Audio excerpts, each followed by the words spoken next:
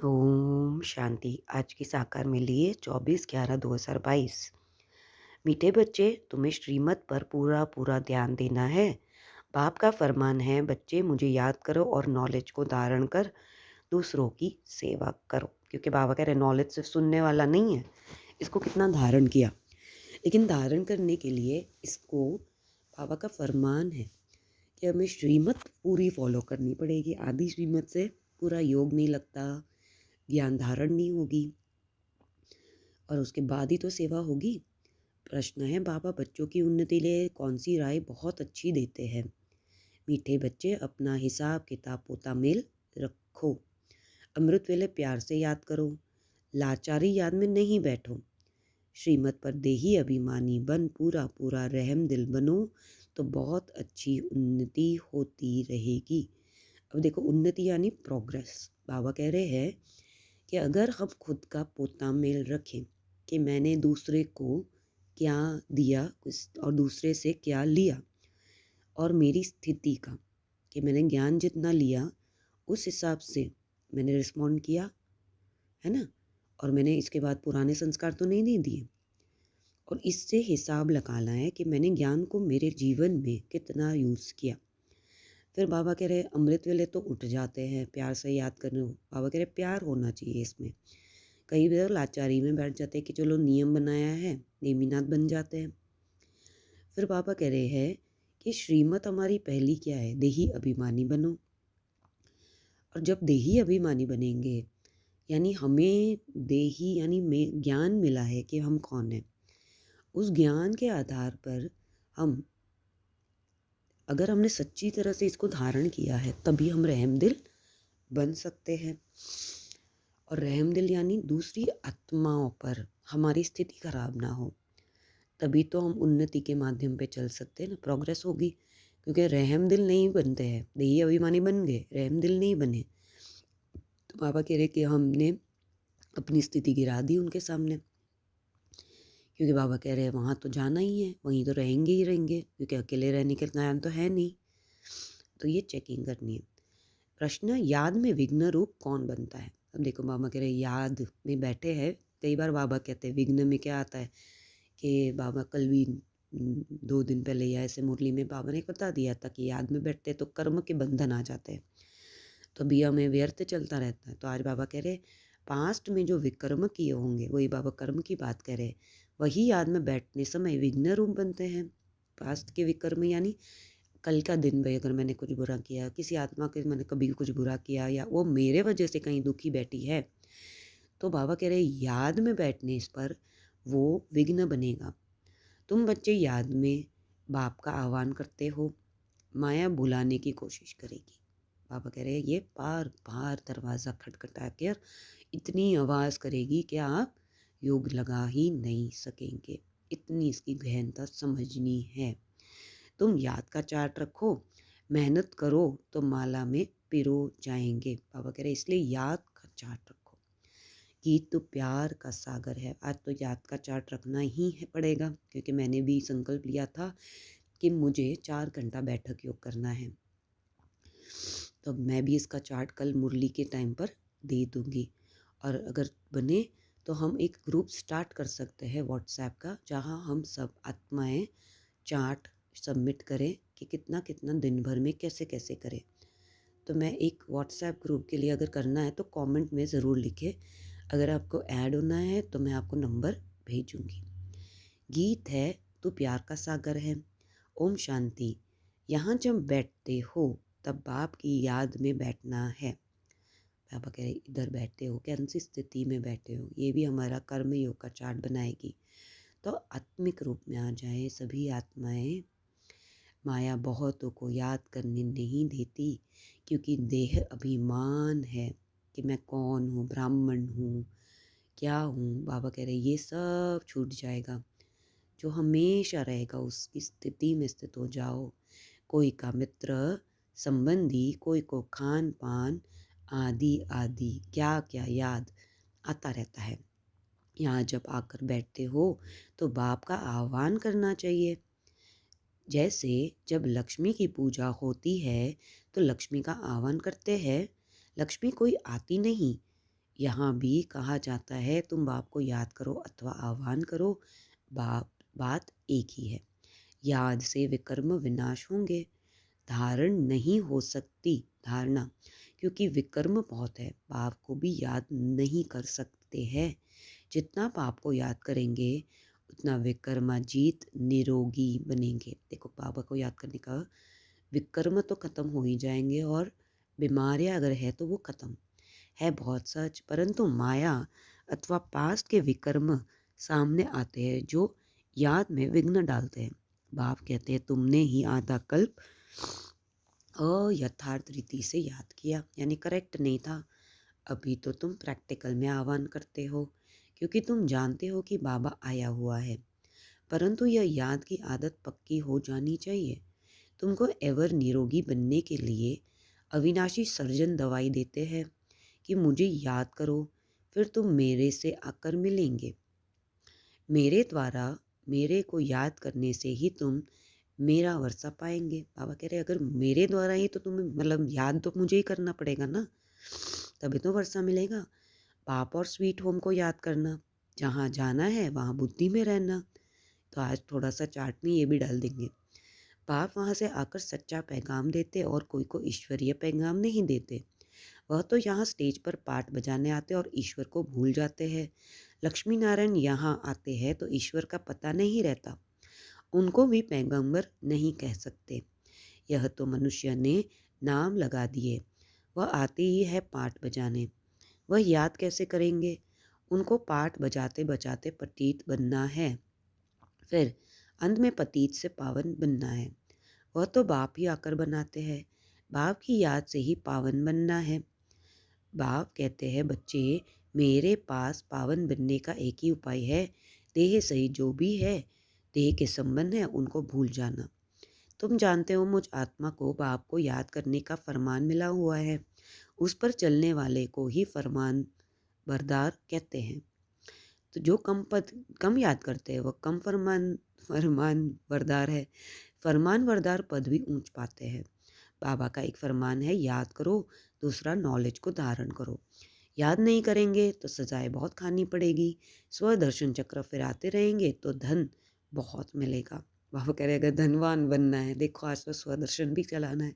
भगवान आज मेरे द्वारा मुझे भी जानो और सृष्टि चक्र के आदि मध्य अंत को भी जानो। यह दो बातें मुख्य है जिस पर ध्यान देना है। श्रीमत पर पूरा ध्यान देंगे तो ऊंच पद पाएंगे। फिर रहम दिल बनना है, सबको रास्ता बताना है, सबका कल्याण करना है, मित्र संबंधी आदि को भी सच्ची यात्रा पर ले जाने की युक्ति रचनी है। वह है जिस्मानी यात्रा, यह है रूहानी यात्रा। यह स्पिरिचुअल नॉलेज कोई के पास नहीं है, वह है सब शास्त्रों की फिलॉसफी। यह है रूहानी नॉलेज। सुप्रीम रूह यह नॉलेज देते हैं रूहों को, रूह को भी वापस ले जाना। अमृत वेले जब आकर बैठते हैं, कोई तो लाचारी आकर बैठते हैं, उनको अपनी उन्नति का कुछ भी ख्याल नहीं हो। बाबा कह रहे हैं अमृत वेले में अगर हमारी उन्नति नहीं हो रही तो बाबा इसको कह रहे हैं कि लाचारी है। बच्चे में देह अभिमान बहुत है, देह अभिमानी हो तो रहम दिल बन श्रीमत पर चले। बाबा कह रहे अगर देही अभिमानी नहीं है तो रहम दिल नहीं है, रहम दिल नहीं है तो श्रीमत नहीं है। बाप कहते अपना चार्ट लिखो, कितना समय याद करते हो। आगे चार्ट रखते थे, बाबा कह रहे पहले तो रखते थे, मैं भी रखती थी, अब देखो फिर भूल गए। अच्छा बाबा को ना भेजो, अपने पास तो रखो, अपनी शक्ल देखनी है। हम लक्ष्मी को वरने लायक बने, व्यापारी लोग अपना पोता मेल रखते, यानी क्यों हम पोता मेल में अपने लक्ष्य और लक्षण देखेंगे। बाबा में जब लक्ष्मी की बात करते हैं कि जो लक्ष्य रखा है फुल बनने का, तो उसमें क्या मेरी संपूर्णता के हिसाब से या श्रीमत है वैसी, मैंने ऐसा अपना लक्षण भी है, ये पोता मेल होता है। कोई कोई सारे दिन की दिनचर्या रखते हैं, हॉबी होती है लिखने की। यह बाबा बहुत अच्छी राय देते हैं कि अपना हिसाब किताब रखो। तो आज के दिन है ना अपना खास हिसाब किताब रखेंगे कि मैंने ज्ञान को जिस तरह से मेरे जीवन में उतारना चाहा, आत्मिक स्थिति, योग स्थिति, उसका धारणा भी हुई कि नहीं, ज्ञान की धारणा हुई कि नहीं, ये हिसाब किताब रखेंगे। कितना समय याद किया, कितना समय किसको समझाया। बाबा कह रहे किसे समझाने के लिए भी ना मंथन करना पड़ता है। ये सारी चीज़ हमारे दिनचर्या में कितनी सुंदर बन जाएगा ना चार्ट। ऐसा चार्ट रखे तो बहुत उन्नति हो जाए। मम्मा बाबा मम्मा को तो नहीं लिखना है, माला के दाने जो बनते हैं उन्हों को पुरुषार्थ बहुत करना है। बाबा ने कहा ब्राह्मणों की माला अभी नहीं बन सकती, अंत में तो बनेगी जब रुद्र की माला बनेगी। ब्राह्मण की माला तो बहुत बदली रहती है। आज 3-4 नंबर में है, कल लास्ट 16,108 में चले आते हैं। कोई गिरते हैं तो बिल्कुल दुर्गति को पा लेते हैं। माला से तो गए, प्रजा में भी चंडाल जाकर बनते। अगर माला में पिरोना है तो मेहनत करो।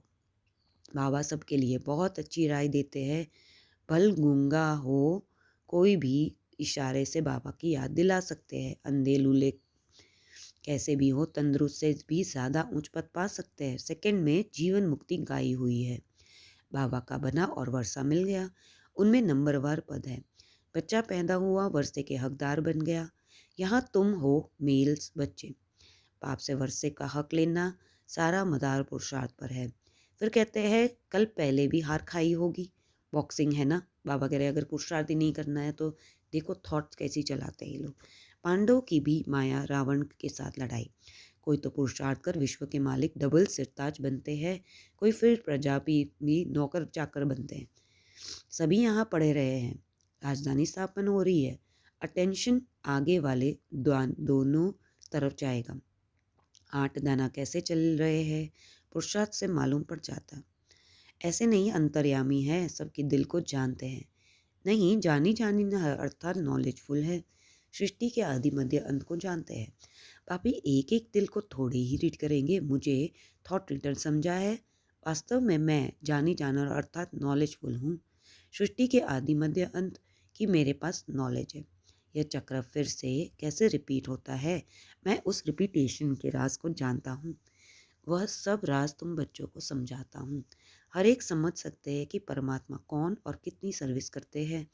बाकी बाबा एक एक ही दिल को जानने की धंधा नहीं करता। वह चैतन्य मनुष्य सृष्टि का बीज नॉलेजफुल है। जानी जाननहार अक्षर बहुत पुराना है। हम तो जो नॉलेज जानता हूँ वह तुमको पढ़ाता हूँ। बाकी तुम क्या क्या करते हो वह सारा दिन बैठ देखूंगा क्या। मैं तो सहज राज्य ज्ञान सिखलाने आता हूँ। बाबा कहते बच्चे तो बहुत है, बच्चे ही पत्र आदि लिखते हैं और मैं भी बच्चों के आगे ही प्रत्यक्ष होता हूँ। फिर वह सगा है, वह लगा है, सो फिर मैं समझ सकता हूँ। हर एक की एक पढ़ाई है, जिम्मत पर सभी को एक्ट में लाना है। कल्याणकारी बनना है, दूसरों का भी कल्याण करना है। बाबा कह रहे यही रहम दिल की निशानी। तुम जानते हो बृहस्पति को वृक्षपति डे भी कहा जाता है। वृक्षपति सोमनाथ भी ठहरा, शिव भी ठहरा। बच्चों को बहुत करके गुरुवार के दिन स्कूल में बिठाते हैं, गुरु भी करते हैं। तुमको सोमनाथ बाप पढ़ाते हैं। रुद्र भी सोमनाथ को कहते हैं रुद्र ज्ञान यज्ञ रचा। यह एक ही यज्ञ चलता है जिसमें सारी पुरानी दुनिया की सामग्री स्वाहा होनी है। तत्व भी उथल पाथल में आ जाते हैं, सब इसमें स्वाहा हुए हैं। सामने महाभारत लड़ाई खड़ी है। ये सब शांति के लिए यज्ञ रचते, परंतु मटीरियल यज्ञ से शांति हो ना सके। इस यज्ञ से विनाश वाला प्रगति होती है।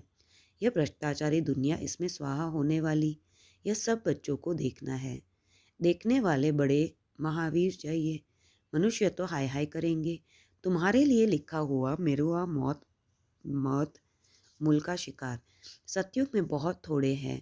एक धर्म था, अब कलयुग के अंत में देखो कितने मनुष्य है, कितने धर्म है। यह सब धर्म कहाँ तक चलेंगे, सतयुग जरूर आना है। बाबा कह रहे ये तो आएगा, चाहे तुम कहो ना कहो, मानो ना मानो। अब सतयुग की स्थापना कौन करेगा, रचता पाप ही है। कलयुग का विनाश भी सामने खड़ा हुआ है। तुम भूले गए हो कि गीता का भगवान कौन। भगवान ने स्वर्ग की स्थापना की, इसमें लड़ाई की कोई बात नहीं। उसने माया पर जीत पहनाई, इस राज को ना समझा। उन्हों पर असुर और देवताओं की लड़ाई दिखाई है, वह तो होती नहीं। तुम बच्चों को बाप द्वारा जो पास्ट प्रेजेंट फ्यूचर की नॉलेज मिली, वह स्वदर्शन तुमको फिराना है। पाप और रचना को याद करना है, कितनी सहज बात है। गीत तो प्यार का सागर आज बाबा ने लिखा, तुम ocean of knowledge, ocean of bliss लिखते हो, बाकी ओशन ऑफ लव भी ज़रूर लिखना है। बाप की महिमा बहुत है, परंतु सर्वव्यापी कहने से बाप की महिमा गुम कर दी। श्री कृष्ण के लिए भी लिखा है, 16,108 रानियाँ थी। जन्माष्टमी के दिन श्री कृष्ण को झूले में झुलाते, परंतु किसी को भी पता नहीं कि श्री कृष्ण की श्री नारायण बनते, राधे फिर लक्ष्मी बनती, लक्ष्मी ही फिर जगत अम्बा बनती, यह कोई नहीं जानते। अब बाप कहते हैं, मेरे को जानने से तुम सब कुछ जान जाएंगे, परंतु जो देही अभिमानी नहीं बनते उनको धारणा भी नहीं होती। देखो, पहला स्टेप देही अभिमानी ही है, फिर ही धारणा होगी। बहुत इंपॉर्टेंट, आज याद रख लो, आज से कभी भूलना नहीं। आधा कल तो देही अभिमानी, देह अभिमान चला। सतयुग में भी परमात्मा का ज्ञान नहीं रहता। यहाँ पाठ बजाने आते और एक शरीर छोड़ दूसरा लेते, परंतु वहाँ दुख की बात नहीं। यह परमात्मा की महिमा, ज्ञान का सागर, प्रेम का सागर एक बूंद है, मन मना भव मध्यावजी भव। यह मिलने से हम विषय सागर से क्षीर सागर में चले जाते। स्वर्ग में घी दूध की नदियाँ बहती, यह सब महिमा है। बाकी घी दूध की नदी थोड़ी ही होती है। यह तुम जानते हो स्वर्ग किसको कहा जाता है। बल अजमेर में मॉडल है, परंतु जानते कुछ नहीं। तुम कोई को समझाओ तो जट समझ जाएंगे, बाकी यह रास विलास तो खेल कूद है। जैसे बाबा के पास आदि मध्य अंत का ज्ञान है, तो तुम मुझे बच्चों की बुद्धि में फिरना चाहिए। बाप की महिमा एक्यूरेट सुनानी है, उनकी महिमा अपरंपार है। सब एक जैसे नहीं हो सकते, हर एक को अपना अपना पाठ मिला हुआ है। पोप का भी अगर ड्रामा अनुसार पाठ होगा तो मिलेगा, अगर दूसरा होगा तो फिर आगे चलकर देखेंगे। जो दिव्य दृष्टि से दिखाया था वह सब इन आँखों से देखेंगे। विष्णु का साक्षात्कार किया, वह भी प्रैक्टिकल जाएंगे, फिर साक्षात्कार होगा बंद हो जाता है। सतयुग त्रेता में ना साक्षात्कार ना भक्ति, फिर भक्ति मार्ग में सब बातें शुरू होती है। कितनी अच्छी अच्छी बातें बाबा समझाते हैं, जो फिर बच्चों को औरों को समझानी है। भाई भाई बहनों भाइयों आकर बाप से वर्षा लो। उस ज्ञान से परमात्मा को सर्वव्यापी कह महिमा गुम कर दी और ग्लानि कर दी। तुम बच्चे यथार्थ महिमा को जानते हो। अच्छा, ओम शांति। मीठे मीठे से हृदय बच्चों प्रति माता पिता बाप दादा का याद प्यार और गुड मॉर्निंग। रूहानी बाप की रूहानी बच्चों को नमस्ते। हम रूहानी बच्चों की रूहानी बाप दादा को याद प्यार, गुड मॉर्निंग और नमस्ते। शुक्रिया पापा, शुक्रिया। धारणा, हर एक श्रीमत पर करनी है। सबका कल्याणकारी रहम दिल बन सेवा करनी है। याद की ताकत पक्की डालनी है। याद में बैठते समय कोई भी मित्र संबंधी खान पान आदि याद न आए, इसका अटेंशन रखना है। याद का चार्ट रखना है। वरदान, नॉलेजफुल बन, व्यर्थ को समझने, मिटाने और परिवर्तन करने वाले नेचुरल योगी भव। नेचुरल योगी बनने के लिए मन और बुद्धि को व्यर्थ से बिल्कुल फ्री रखो। इसके लिए नॉलेजफुल के साथ साथ पावरफुल बनो। बल नॉलेज के आधार पर समझते हो कि ये रॉन्ग या राइट, या ऐसा नहीं, लेकिन अंदर वह नहीं समाओ। ज्ञान अर्थात समझ, और समझदार उसको कहा जाता है जिससे समझना भी आता हो, मिटाना और परिवर्तन करना भी आता हो। तो जब व्यर्थ वृत्ति, व्यर्थ वाइब्रेशन स्वाहा करो, तब कहेंगे नेचुरल योगी। बाबा देखो, आज योगी की डेफिनेशन इतनी सुंदर, जिसके मन में हर समय, मन बुद्धि में हमें समय समर्थ ज्ञान घूमता रहे। स्लोगन, व्यर्थ से बेपरवाह रहो, मर्यादाओं में नहीं। बेपरवाही यानी बाबा ने अव्यक्त मुरली में भी बताया कि मर्यादाओं में बेपरवाह है, बचपन में है, अलबेला है, आलस्य है। तो आज बाबा ने हमें क्या कहा कि हमें जब तक बाबा का फरमान क्या है याद करो, और बाबा कह रहे रहम दिल बनो। फिर बाबा कह रहे धारणा करो, उसी से धारणा हो और उसी से सेवा हो। लेकिन बाबा ने उसमें पहला श्रीमत क्या बताया, देही अभिमानी।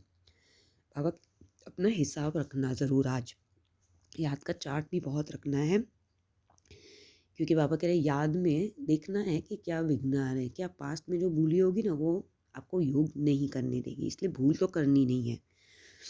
फिर बाबा कह रहे हैं कि जितना बाबा को याद करेंगे उतने निरोगी भी बन जाएंगे, है ना। लेकिन बाबा कह रहे हैं कि याद में बैठने नहीं देती माया रानी। तो बाबा कह रहे हैं कि अगर तुमको एवर निरोगी बनना है तो अविनाशी सर्जन दवाई देते हैं कि मुझे याद करो, है ना।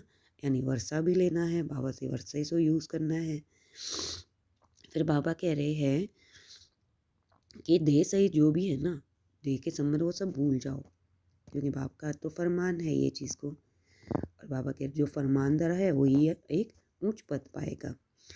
फिर बाबा कह रहे हैं कि स्वदर्शन चक्र फैलाओ। बाबा कह रहे श्रीमत पर पूरा ध्यान देंगे तो ही उच्चपन बनेंगे, फिर रहम दिल बनेंगे, है ना। और बाबा कह रहे हैं कि मित्र संबंधी आदि को भी सच्ची यात्रा पर ले जाने की युक्ति रचनी है। आइडिया सोचो उसके बारे में, क्या कर रहे हो, सोच नहीं रहे हो क्या? सबका कल्याण कैसे करेंगे, रास्ता कैसे बताएंगे ना। तो बाबा कह रहे हैं जो स्पिरिचुअल नॉलेज है ना। फिर बाबा कह रहे हैं कि आगे चार्ट रखते थे, अब कहाँ गया। जैसे इवन व्यापारी लोग देखते ना कि आज कितना प्रॉफिट और लॉस किया, ये भी देखना है कि मेरा जो लक्ष्य था लक्ष्मी बनने लायक है कि नहीं, है ना। कितना समय किसको समझाया, ये भी चार्ट में ऐड करेंगे। तो बाबा कह रहे उन्नति हो जाएगी, इसी से प्रोग्रेस होगी ना। फिर बाबा कह रहे हैं कि कोई भी हो वो बन सकता है उच्च पद, जीवन मुक्ति में आ जाएगा। फिर 16,108 की बात में बाबा ने कहा कि सृष्टि के आदि मध्य अंत को समझना है। इसमें बाबा ने स्वदर्शन का भी बताया था। तो बाबा कह रहे हैं कि बाबा ही है जो सोमनाथ है, वृक्षपति है ना, रुद्र ज्ञान यज्ञ का रचा हुआ रचना वाला है। बाबा कह रहे पुरानी दुनिया इस यज्ञ में हमें स्वाहा करनी है जब तक। तो बाबा कह रहे कि देखो अब कितनी, बाबा ने फिर वो साइकिल स्वदर्शन चक्र फिर आया था। फिर बाबा कह रहे हैं कि किसी को ये चीज़ पता नहीं है कि कृष्ण है वही नारायण बनते हैं, है ना। फिर वही लक्ष्मी है, वो राधा ही लक्ष्मी बनेगी और फिर जगत अम्बा बन जाएगी। फिर बाबा कह रहे हैं कि अजमेर में तो मॉडल है, लेकिन तुम्हें तो इसकी महिमा क्या क्या है बताइए। आज बाबा ने इतनी सुंदर महिमा बताई है। और बाबा कह रहे हैं कि कल्याणकारी बनना है, और बाबा कह रहे हैं नेचुरल योगी बनना है, जिसमें कोई व्यर्थ मन बुद्धि में ना हो, बिल्कुल फ्री रखना है, इसको ख़त्म कर देना। और व्यर्थ में बेपरवाह नहीं होना, अपना बहुत ध्यान देना है कि मर्यादा पूरी तरह हो और व्यर्थ बिल्कुल ध्यान से ना हटे। ओम शांति। ये ध्यान देना है कि आज पूरा दिन समर्थ सोचेंगे, हिसाब रखेंगे, चार्ट रखेंगे, स्वदर्शन चक्र फिराएंगे, रहम दिल बनेंगे, दूसरे का कल्याण करने के लिए युक्ति रचेंगे। अच्छा, ओम शांति।